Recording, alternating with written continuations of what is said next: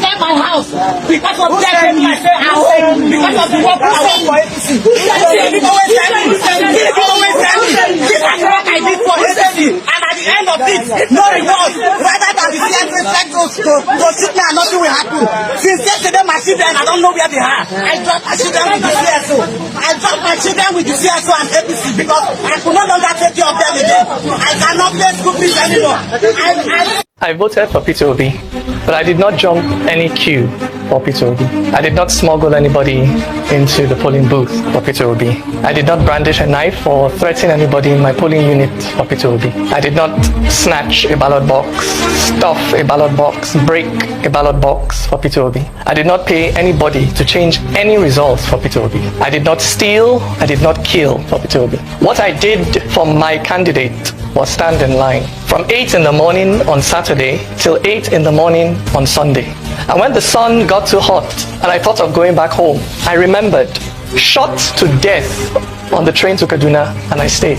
And when the heavens opened and poured down rain and I thought of running away to find safety, I remembered, stuck at home for months because of ASU strike, and I stayed. Through my hunger, through my thirst, through my worry whether the children I left at home were fine, I stayed.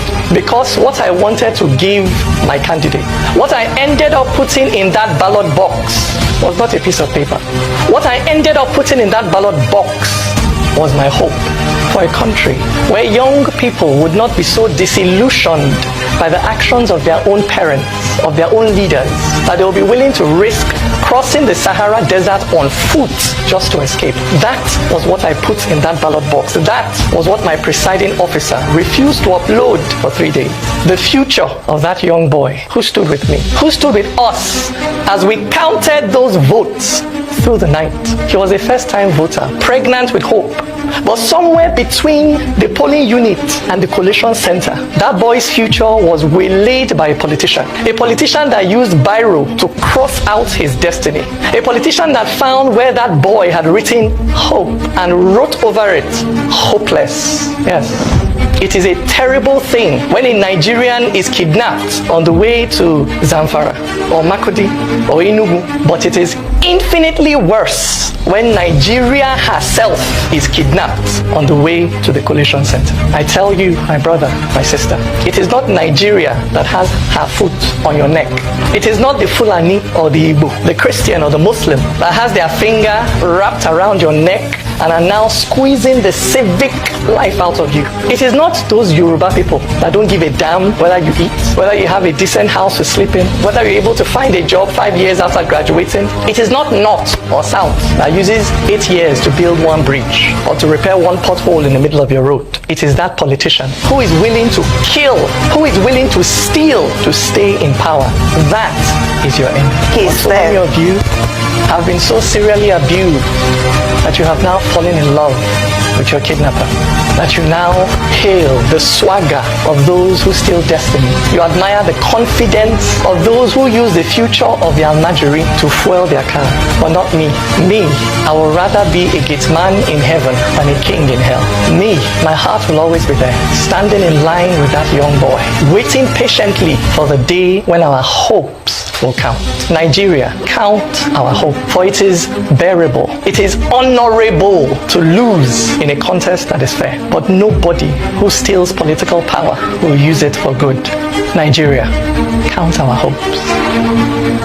Thank you. You know, I just want to tell you, I'm with my friend here, Governor Peter Obi. We're in DC. We came in for the National Prayer Breakfast. But you see, I listened to this man. I listened to Governor Peter Obi. And, you know, ex-Governor Peter Obi, the plans, the ideas, you know, this man raised the bar of leadership in Nigeria. He raised the bar of leadership in Nigeria.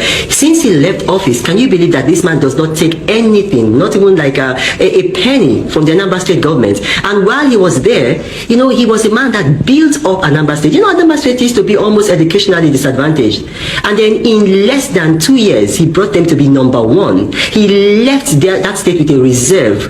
Look, you know, we need people like this. I'm so proud of Governor Obi. I listened to him today and, you know, I was taught, like, do we have fellows like this in Nigeria? I'm very proud of this man. Look at everything that he has touched. He made money for himself in the private sector. He made money for Anambra State in government. Anambra State doesn't borrow money. Are you aware of that? fellow countrymen and women, I'm here to address you once again in the course of our nation's history. I'm here to address Nigerians, especially on my brother and friend, the former governor of Anambra State and the former vice presidential candidate of our political party, Peter Obi. Peter Obi is one of the finest Nigerians who is intellectually mobile and administratively sagacious. He is a great Nigerian, and by the grace of God, he has the potential of being a great president in the nearest future. I celebrate you, Peter Obi, and I celebrate your movement for a new Nigeria. I celebrate your conscientization of the Nigerian youth and public on governance and building a new Nigeria. You think Peter Obi is better than what we are having today? An inspiring leader. There are those who believe that Peter Obi does not even measure up. He was there in Anambra State. Those who will say you cannot compare Anambra and Lagos State, if that is the indice. Good. You can compare the policies. You can compare the environment. When Peter Obi came into Anambra State, Anambra was coming last in education. The governor of Anambra State, the former governor, Chinwoke Mbadunuju, was the only governor that PDP did not allow to return for the second time. Only. So you can imagine the level of debt that Anambra State was suffering. People were massacred on the street, including the chairman of MBA. Security was terrible. Infrastructure was comatose. Education was appalling. Peter Obi came in, turned the whole situation. Within 2 years, 3 years, Anambra was coming first. The medical facilities, golden. Infrastructure, superb. He changed it from consumption to production. That even some of his opponents that don't know what to say, they're accusing him that he invested Anambra State money in some companies that are yielding something for Anambra State today. He met nothing in Anambra State. He saved so much that the subsequent governor used part of it to build an international airport. By his own confession, you don't compare gold with carrots. Peter Obi saved the money, Okay. but he saved the money in a bank to which he was a chairman at the time. Hey, maybe it is bank that he trusts, isn't it? No, that's where he was making the money. And he would always refer to Anambra. He said, I was in Anambra, I left safe, Kiriko.